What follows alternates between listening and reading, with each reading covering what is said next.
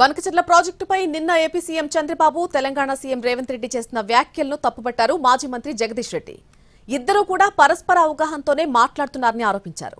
కాళేశ్వరం నుంచి ఏటా 240 టీఎంసీల నీళ్లు వాడుతున్నామని సీఎం రేవంత్ రెడ్డి చెప్పకపోతే తెలంగాణకు ద్రోహం చేసినట్టేనన్నారు జగదీష్ రెడ్డి.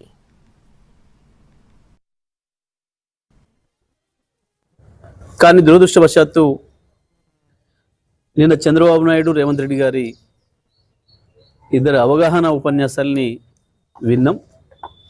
ఎంత స్పష్టమైన అవగాహనతో ఉన్నారో ఇద్దరు కూడా.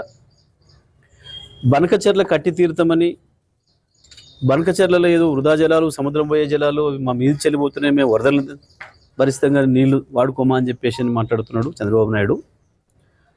రేవంత్ రెడ్డి మాత్రం ఆ విషయాన్ని వదిలిపెట్టి మళ్ళీ కాళేశ్వరం లేనే లేదు అని ఏదైతే చెప్పిండో ఇది కేవలం బనకచెర్ల కొరకే.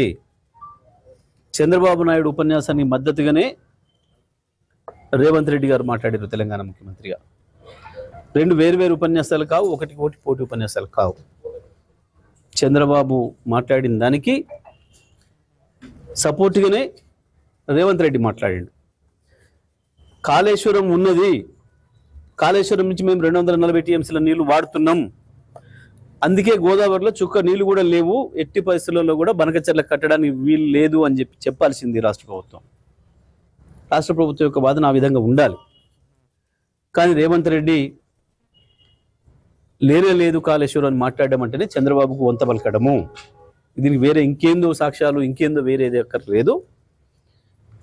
కాళేశ్వరం ఉన్నది, కాళేశ్వరం నుంచి సంవత్సరానికి 240 టీఎంసీల పైగా నీళ్లను వాడుతున్నామని చెప్పాలి. ఇది చెప్పకపోతే బనకచెర్లకు అనుమతి ఇచ్చినట్టే, తెలంగాణకు ద్రోహం చేసినట్టే.